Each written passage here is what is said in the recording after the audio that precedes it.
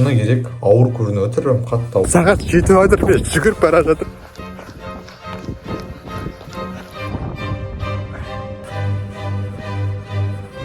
Осылай қалай вообще, в принципе, күнім өтеді. Мен көрініп тұрған шығар. Қандай тренировка жасап қойған ма жетіспей. Шыны керек тамам құрып күт. Жо, 2 сағат, достар, 2 сағат. Менің басым конкретно ауырып тұршы, ана прям соқылдап бір наказание прям ауырып не болсын. Самое ужасное.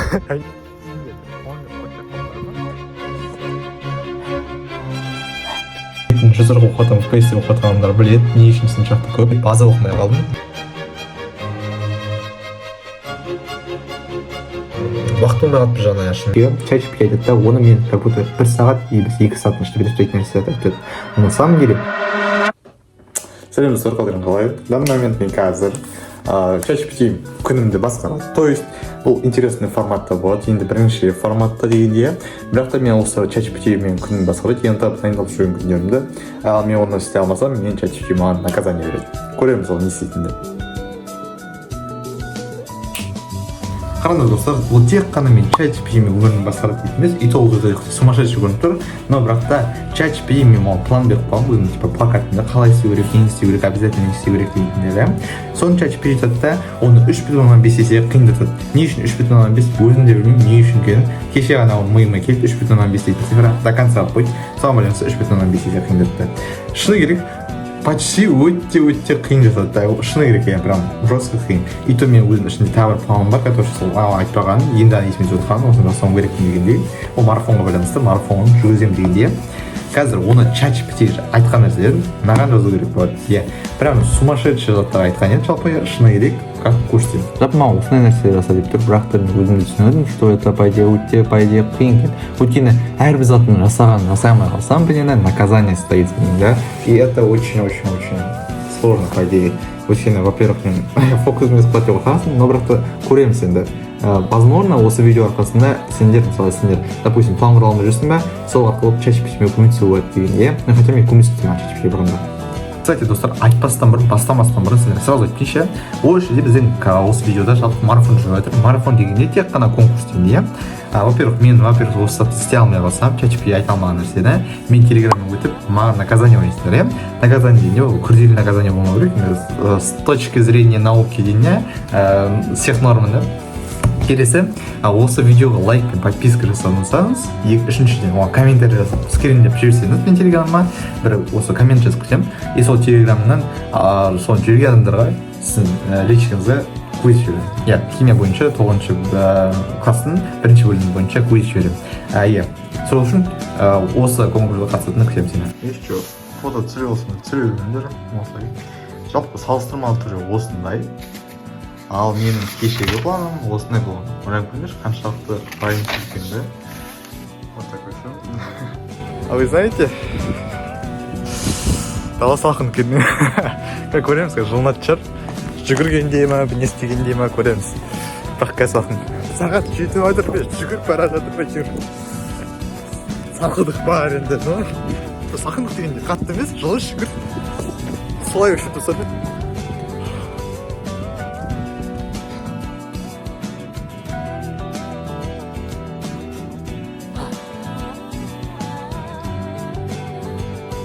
Айтсам, кеше ғана и кешенің кешесі төрттіріне көрсайын. Құттай бұл шөй тауып тұр. Сен сылтау айтсатын,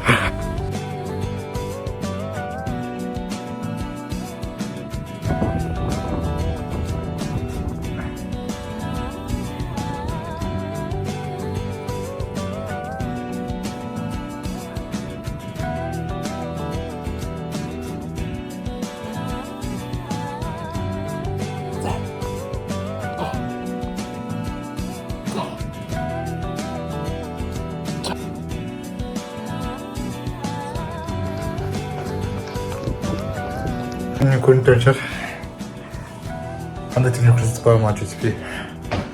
Я ауыр екен. Басым айналып тұр. Басым айналып тұр, ауырып тұр. Осылай кейін қалай вообще, в принципе, күнім өтеді. Ұйықтап алмасам, бірақ та ұйықтап алу керек. өтіп басып алып жүргенсте.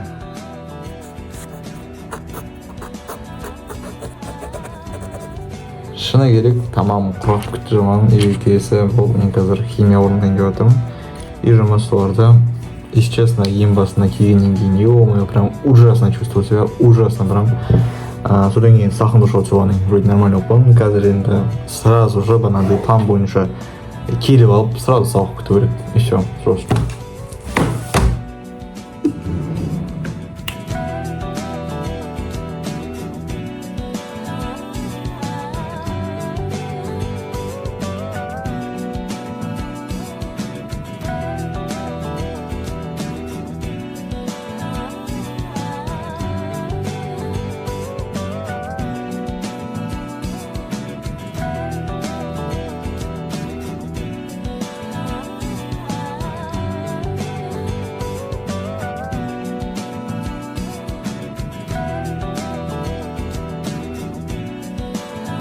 В общем, осылай жаздым, үйіріміз бітті, енді бітті. Шыны керек, ұйқым басады деп ойладым, но шүкір екен, телевизор ашып қойдым, почканы тауып, прям свежий воздух, голова пустая, прям тема. В принципе, нормально, ровно 40 минут ішінде бітірдім бәрін. Шыны керек, мен жалпы осы жұмысты кеше түнде бастаған едім. И сол қиын есептерді қалдырып қойған едім, ертең таңда жасаймын дегенде. Сол есептер дұрыс болып шықты, ал кеше түнде жасаған есептер қате болып шықты. Есептеріміз теориядан алып қойдым кеше түндегі.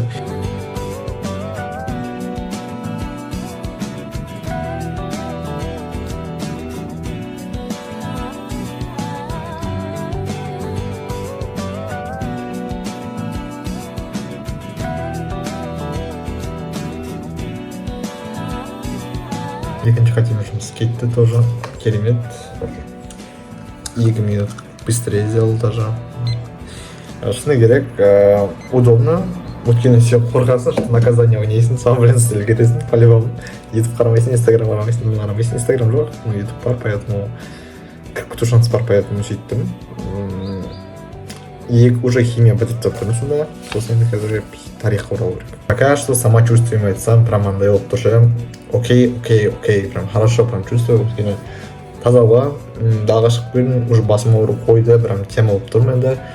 Енді қытай далаға шығып келсем осы химиядан кейін, и содан кейін тарих құрамын. Кстати, телеграм-каналға подписка етсеңдер, осыны айтып ұмытып кеттім, обязательно соланы жасаңдар. И, кстати, сол телеграм-каналда тағы көптеген пайдалы фото түсіп, как минимум квиздермен, тоғыз сыныптың квизімен сен лайк пен подписка и комментариймен подписка жүрсе, сол комментариясына сам квиз жіберем. Химия бойынша. Я вышел подышать свежим воздухом, и что меня встречает?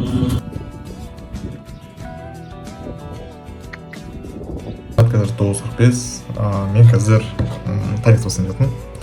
Тарих бастап, сол жерден видеосы қарай жатырмын. Ал кеттік.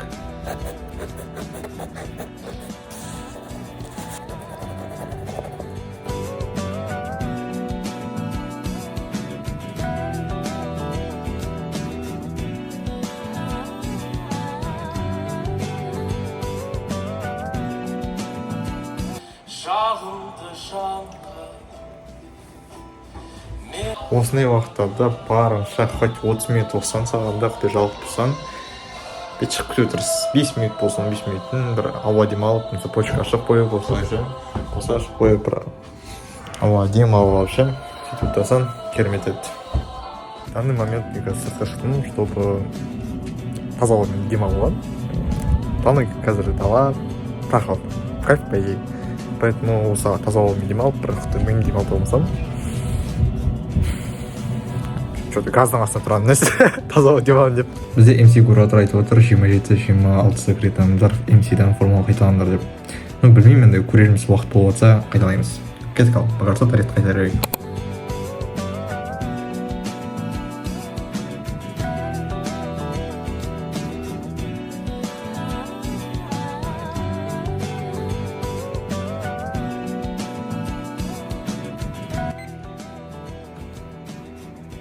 Оқушылар, физика оқыту жұмысымызда жалғастырамыз.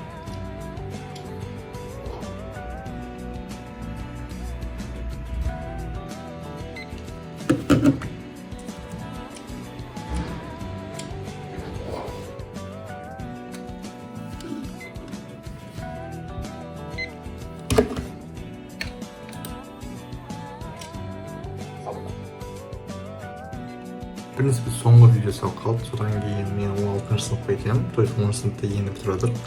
И мне уже таймерда осынша уже 100 минут және де бірнеше минут.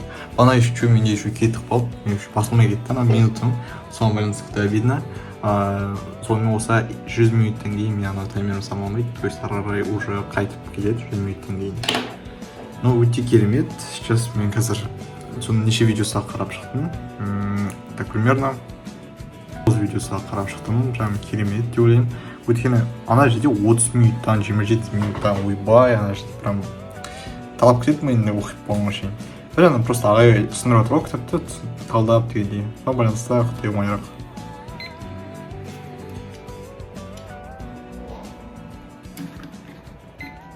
Возможно, ойлайын честно, не үшін так много қазақ тарихқа уақыт кетіп жатыр дегенде.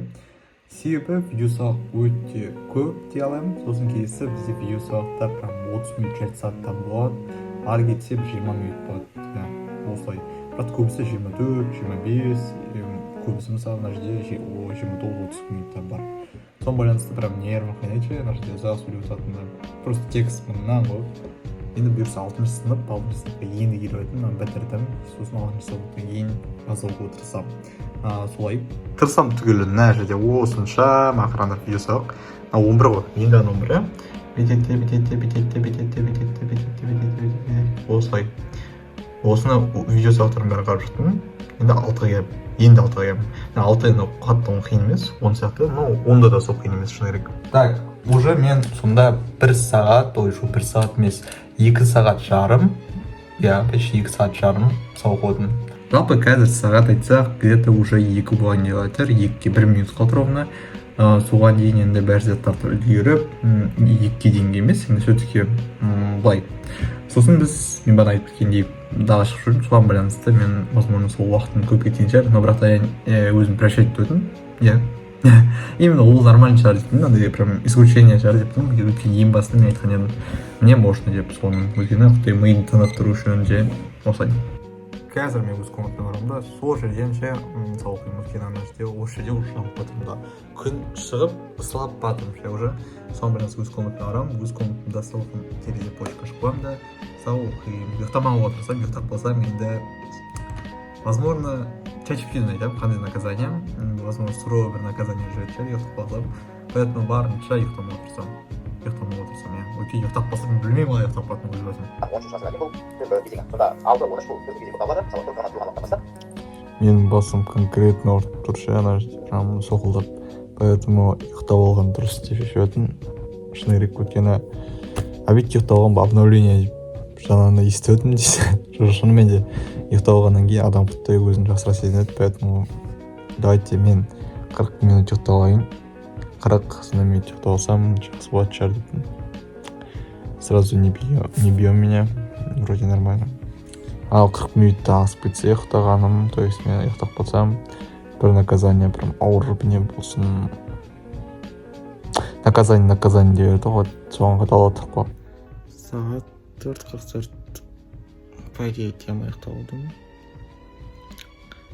Екі сағат болса керек. Күшті қолымды тұр. Басым ауырып басылды. Тема. Смотрите, мен ұйықтап қалдым осы уақытта. По идее, чаще беріп тұр наказаниясы, в общем, маңап тұр. Типа, сделать видео, который сейчас мен син деп жаттым, панда. Поэтому ол да болады, но бірақ та ол и так панда болған еді. Бүгін, возможно, уақыт болып жатса деген. Но бірақ та оны ойын точно жеткізу керек болады. Но бірақ та оның чесіне бір отжимание жасаймын ау. Или скакалка ма болса. Наверное, отжимание өткені скакалка осы кәттермен ағып, қайтып душқа түсу керек болады, ойбай. Сол үшін сол, қазір. Я вообще не жалею, что ұйықтап қалдым. Да, вообще не прям. Потому что стало лучше, прям гораздо. Басым ауырып қойды, бір главное. Екі, мен энергия қайтты болдым. Салқам, поэтому вообще ойындап тұрған жоқпын. Сағат еще, достар, 4 болып жатыр, 4. По идее, мен осы уақытта сабақ бастаймын анда-санда.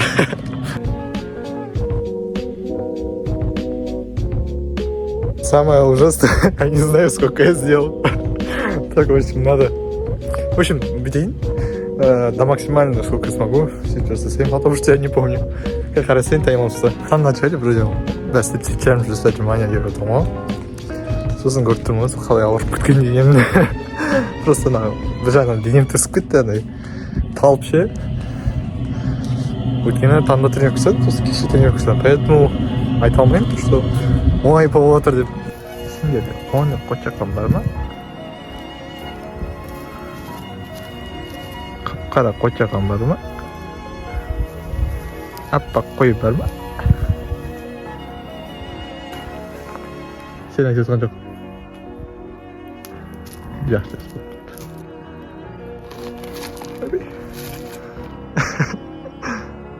Ойбай, камера бас көтереді, көкірек.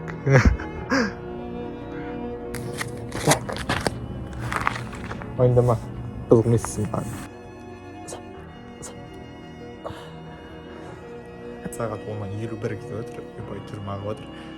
Соған байланысты қазір мен тарихты видео қалдым до конца қарап тастаймын. Содан кейін уақыт болып жатса емес, ертең жасау керек видео салып тастаймын. Химия байланысты контент все-таки бана кеткен наказание. Сосын үшінші бұл бізде бана кеткен қайтып нұсқа талдау по химии. И сосын ауыз ашардан кейін тойға қарай биология нұсқа талдау болса керемет еді. 19:00 болып жатыр, жетіп жатыр. Мен енді ана тарихты бітіріп жатырмын. Енді ғана көшейін деп жатырмын аналарыма. Бұйырса ауыз ашарға дейін бәрі заттарды бітіремін деп үміттемін. Иә, талап осындай болып жатыр, уже күн батайын деп жатыр. Соған байланысты Қытай по терапии дайын. Керек күні фокус тарихқа болғандықтан чисто тарихпен өтті күнім. Просто тарихтың видео сабақтары 30 минут, сондай прям ужас. Сонымен осылай где-то уже бітейін деп жатыр жалпы видео сабақтарым полностью. И то біткен жоқ әрі достар, ойланып көріңдер. Білетін жүзіргі оқытан, FPS оқытан адамдар білет, не үшін сыншақты көп. Жалпы 5-ші күн бізде стадия сыды, соған байланысты мен тарихқа байланысты дайындалып жатырмын. Тарихқа именно 5-ші күн оқылады, 6-ші күн емес. Поэтому барынша соған уақытына үлгеріп, сыды тапсырған дегенім. Айтып кететін жайып, бізде база оқымай қалдым. База оқымай қалып, не себеп десеңдер, база бізде ойбай шіркін топ тұр ғой. Банағы видео сабақтардың бәріне топ тұрған видео сабақтарға байланысты соларға база бар. Бұйырса оны ертең жасаймын ау, ертең видео сабақты қараймын. Видео сабақты емес, базаны оқимын ау. А то болмайды. Анау покорд среди отыстарды берейін. В принципе, болады да, ChatGPT-ні сабағымен жұмысымен. Тіпті продуктивный ше, өткенде сені прям қатты тарайтын куратор сияқты да. Куратордан қаттырақ қарайды ше, анау ChatGPT. Өйткені көп аяма десең, өзіңді сен аямайды сен жоқ, шыны керек. Микрофон дайын бәрі, керемет. Так, уже осындай слайдпен бастайын деп жатырмын. Тақырып түсіндіріп, марафонға байланысты.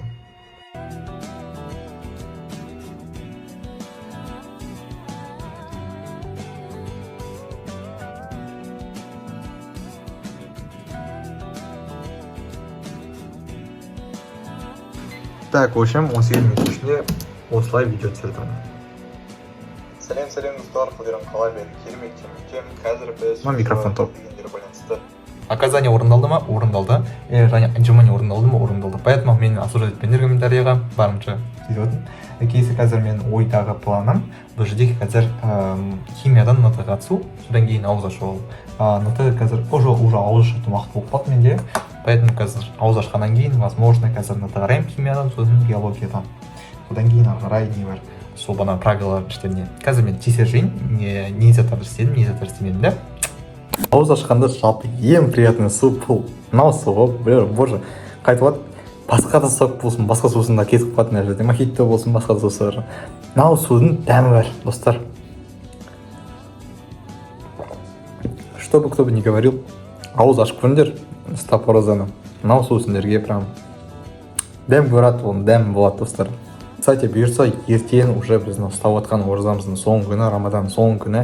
Соған байланысты сендердің жасап жатқан, бұйырса ораза ұстап отсан, ұстамай жатсаңдар да сендердің жалпы тілектерін, бұйырса дұғаларың қабыл болып, бұйырса сендер грант иегері атанып тілектеспін. Алла сендердің бастарынан бақ ұшыртпасын. Кісейді бақ сендердің бастарына қонып кетпесін.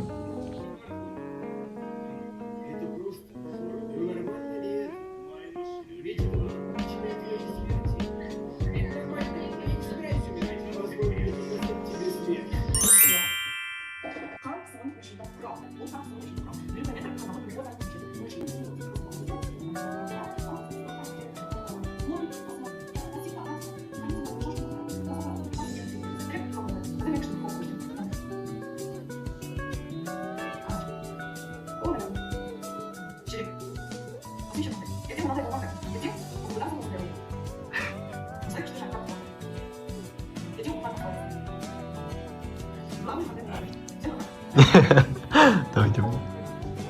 Сәлем достар, мен қайтып оралдым. Сағат қазір 11 бойында отыр. 4 минуттан кейін 11 болады қазір. Шыны керек, көп заттарды істедім де алам. Қазір көрейік не істегенімді, потому что уақыт уже болды. Мен нұсқаладым. Химия бойынша нұсқада алмадым. Өйткені химиядан прям жақсы бір нұсқа алмадым. Қазір возможно уақыт болмай бір жағынан шынымен де ауыз ашады бір ұзақ өтіп қалдым. И бір жағынан ініммен уақыт өткізіп кеттім, демалып, и ауыз ашқаннан кейін құттайымдай сразу күші болмады. Поэтому возможно қазір чатчиптен сұраймыз, нормально өтті ме өтпеді ме қарайын, қанша зат істедім. И если ол шамалы болса, чатчипти маған айтады, сен наказание лайықсың деп. И соған байланысты чатчипти наказание береді. И соған байланысты жазасында телеграм каналда сол возможно 3-4 наказание айтады екен. И самый популярный сол наказание болады маған. Өз басыма мен қатты продуктивно өтті де аламын күнімде. Өйткені не үшін? Өйткені спортпен де айналыстым, видеомды да түсірдім, жалпы осы видеомды түсірдім дегенде, химия байланысты видео түсірдім, химия пайды дайындалдым. MC-ді қазір мен давайте бүйтейін. MC-ді так қазір уақыт күте қалды ғой, менде где-то бір 11:30-ға дейін уақытым бар, поэтому ровно бір 6 сағат бойы, либо хотя бы 25-20 минут бойы MC-дің формулаларын қайталап жіберейін. И сол кезде уже нормально болады деп тұрмын. Нұсқада жаздым, биология бойынша да керемет өзім бойынша. Сосын не бар қазір химиядан қайталадым. И сосын супер ауыз аштым. Ауыз ашқанда мен 1 сағат жарым іштім тамақты. Андай мен сразу тамақ ішкен жоқпын, андай опырлатып сосын демалып қалатындай болған жоқ. Асықпай жедім тамақты барынша, суды восстановить организм балансында шайлап құрмамен айдап. Солай болды үшін мен тамақ ішкенде прям күшті тамақ тойып алмай әйтеуір. Сол.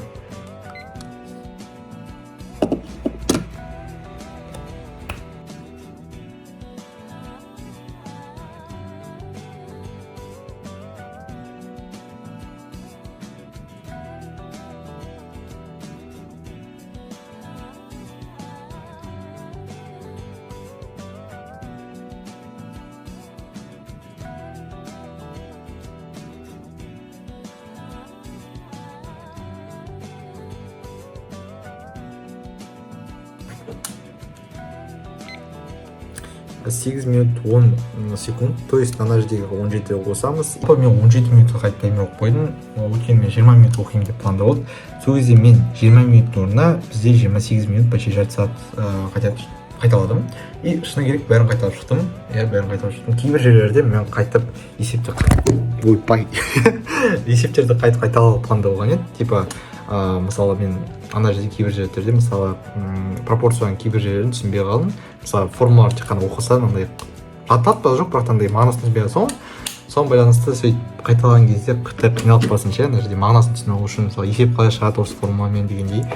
Сол қызық болды да. Соған байланысты мен соны қарап іздеуге тырыстым, бірақ та уақытым жаман алып кеткен. Соған байланысты тек қана формула оқып шықтым. Жалпы формулаға бүйтіп қарап оның мағынасын түсіне алсақ керемет еді. Жалпы оған байланысты тоже есептер шығару керек сияқты. Анда есептер не именно оған байланысты бір жұмыстар. Мен все бәрін жабам. Даже WhatsApp тоже. Бәрін жауып шығып. Все, пока. Пока. Осының бәрін жабам, уже все, жұмыс бітті менде. Бүгін уақыттың полностью профукана деймін ба, қалай дейін. Бәрі өтті. Соған байланысты қазір итог жазам. И чатчипти айтамын, мен достоин ли наказание или недостоин. Недостоин сыпать тоже.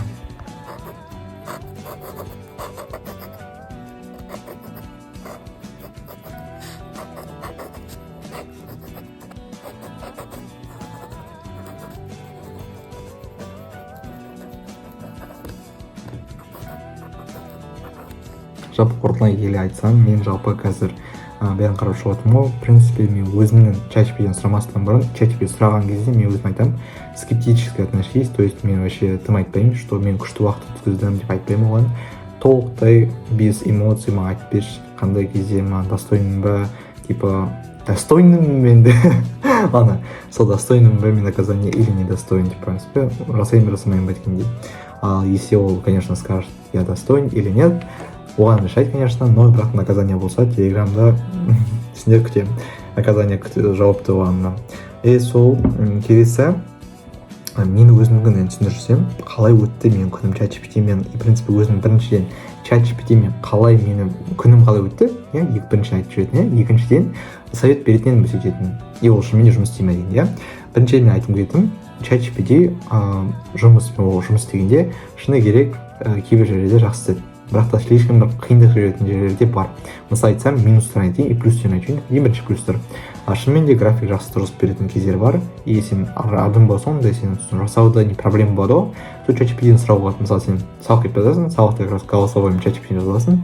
Мысалы мен осындай жасап берші маған, допустим, мен осындай план құрайын деп жатырмын дегенде сөйтіп сұрайсың. Сосын келесі, мысалы ChatGPT минусын айтайын. ChatGPT анда-санда қуып кетеді. Мысалы саған суровое наказание беріп жібереді, немесе сен наоборот слишком мягко қылдырып жібереді кейбір жерлерде, и сол кезде сен өзің жауап бересің ChatGPT-ге. Мен жаза алмадым, ChatGPT-ні слишком қате, слишком қиын деп айта алмадым. Өйткені ChatGPT менің өмірімді басқарып отыр так бір күнде, иә. Соған байланысты сөйттім. Ну, прям полностью емес, конечно, есть такие, да.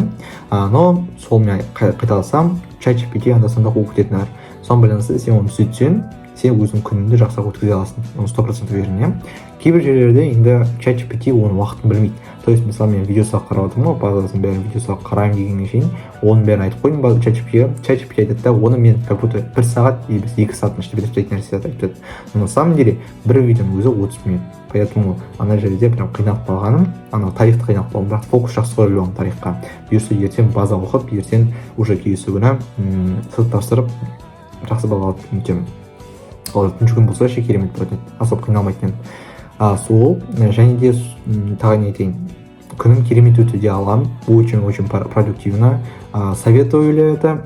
Советую, но не каждый раз совет тек қана ChatGPT-ні сұрап алып, или же уақыт демей жатқанда болмаса, иногда мен, возможно, оны көрермін, ChatGPT-ні сұрай беруді, сондайда, типа, ChatGPT маған көмектесші, бірақ никак өмірін басқармашы деген дегенспе. Мне понравилось. Өмір басқару емес, именно өткен басқару, ол вообще басқа форматты. Помощник ретінде, цифровой помощник, бір сөзбен осылай дұрыс болатын еді, осы ұғымды алсақ. Енді өзім айтсам, қаншалықты продуктивно, мен айта аламын спокойно, что мен 95% продуктивно өткіздім күнімді деп айта аламын. Тек қана ұйықтап қалатын, шаршап қалатын күндер болмаса, бірақ та ол шаршап қалу, это нормально деп аламын. Өйткені мен андай тренировкадан кейін, мен просто көптен бері біріншіден мен ораза ұстап отырмын, оразадан байланысты андай су іше алмаймын, қатты шөлеп қаламын. И жүгіргенде қиын болды сәл. Өйткені айтқанда андай скоростьпен, келгенде қайтып скоростьпен андай страшновато немного болды. И тренировка құттай күрделілеу болды, шыны керек. Өйткені мен жалпы өзім айтатын тренировкам айтсам, это бір ары кетсе бір 35 турник подтягивание на турнике, и где-то бір 45 брусья жасаймын. Мында мен примерно 60-тан жасадым, күнімде сөйтіп жасадым. И отжиманияны интересным образом айтты, но бірақ та мен на руках істеп жүрдім. Өйткені ана жерде, кстати, отжимание наказание ретінде айтпашы мен сөзім жасап жүрдім. Ол где-то уже неше. Точно счетты білмеймін, мен комментарий жазып жүрдім, қанша жасағанымды, но примерно ойымша где-то бір 65 сондай деп ойлап тұрмын, бірақ та денем бәрі ауырып тұр соның кесірінен жестко. Мысалы, менің қолдарым, иықтарым бәрі ауырып тұр.